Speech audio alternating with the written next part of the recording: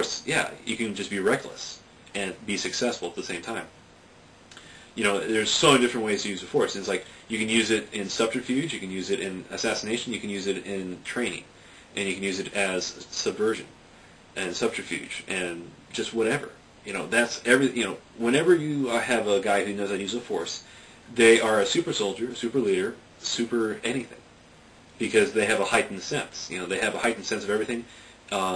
When they talk about guys who are lucky and guys who have hyper reflexive, it's because they have the Force, and because the Force actually kind of tells you, if you let the Force, as you listen to what they say in the movies, if you let the Force control you, yeah, you just act.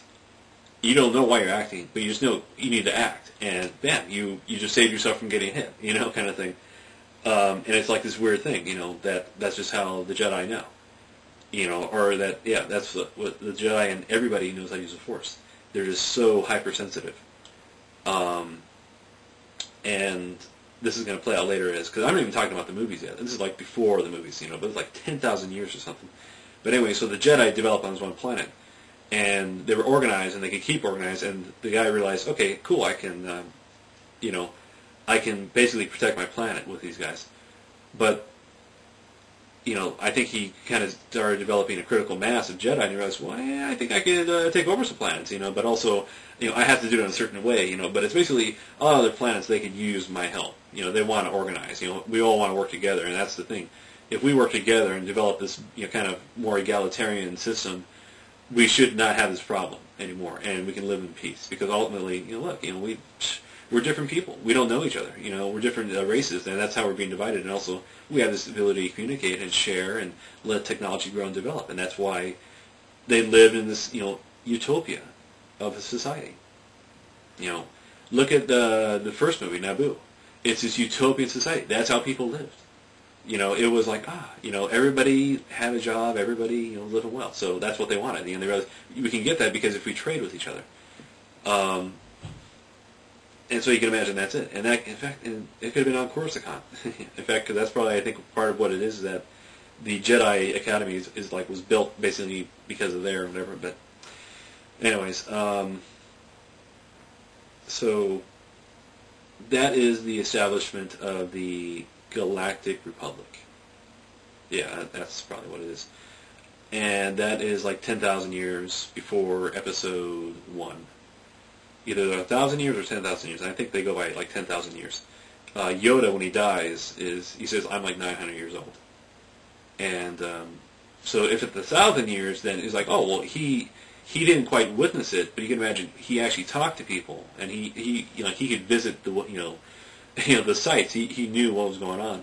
But I think it's more like it was 10,000 years, and so he'd already been born inside of inside of Jedi Galactic Peace. He lived in its heyday, and you can imagine too that it was just there was just nothing going on.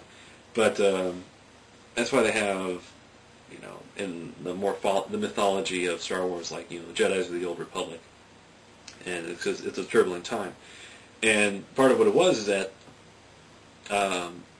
they kind of realized, well, you need armies for conquest, and you need armies for defense as well. But when you're at peace, you don't want an army. But you do want an effective police force. And they realize, you can basically use the Jedi as this Commando Cops in a way. Like you can have whatever law, because there's always going to be piracy, there's always going to be smuggling, and just whatever nefarious things going on. And that's why you have a police force. But police take care of thugs. When the thugs get organized and start, because basically one of the things too is that thugs could basically take over a planet, they could take over a moon, they could run a space station of some sort. It's like they were, don't think that a gang springs up and it's like, oh, well, there's 12 to 20 guys. No, imagine that there's like 500, 1,000, 5,000, 10,000 guys. And they're a faction of people who are pirates. And that's kind of like where the Hutts come to play. I think it was proven that the Hutts can never be mind controlled, and so that's why the Hutts ended up taking over because they couldn't be mind controlled, and as a result, they grew, into these large slug-like things, which became gangsters. And because they just lived lived on deserts, which are essentially non-resource producing planets, because it's a desert planet. There's no resources, and as such, there's no interest in it. The the Galactic Republic would not invest in that land, on that planet, because why? There's nothing there.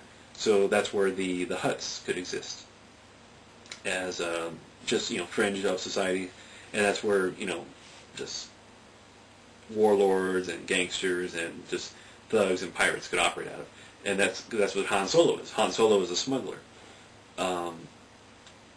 So that's how he's connected to that underworld, and he's connected to just that side of or that part of society. So 10,000 years ago, that's the Jedi are spreading out. They're taking over.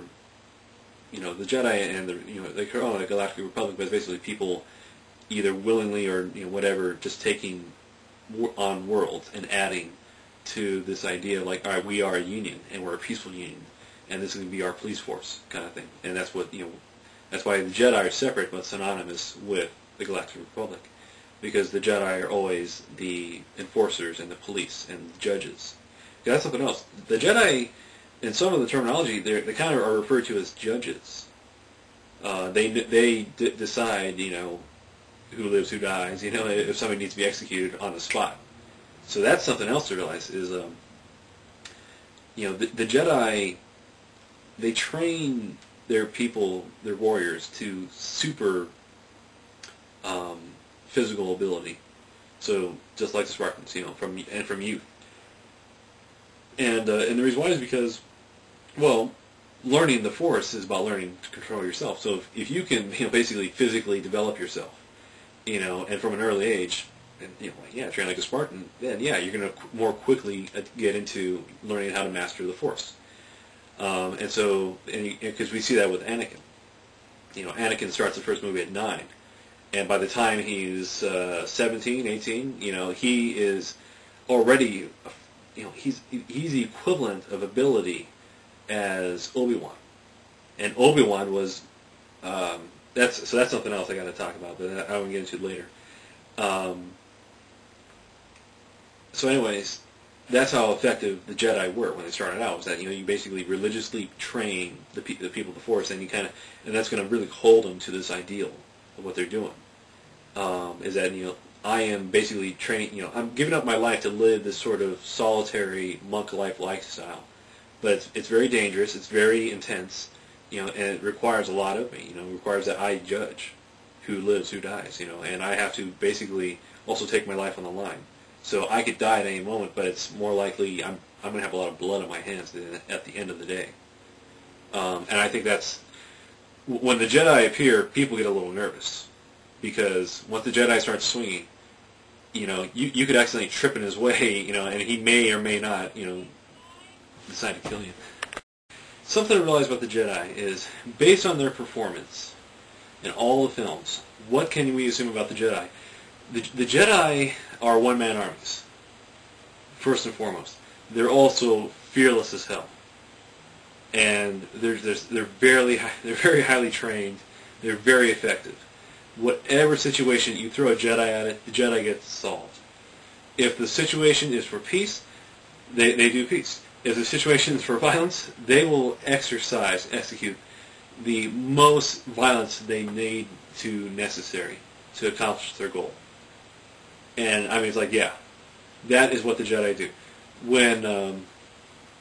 Because think of it like this: look at the first movie. According to the Pantheon, because when you imagine, I'm getting ahead of myself. Sorry, I should get more back. But just think of that. Obi-Wan Kenobi is the best Jedi, in a way that you could say, the best Jedi since Yoda, in a way. And the reason why is because we'll look at the time frame, look at where they, look what's happening in their time, what are they experiencing, kind of thing.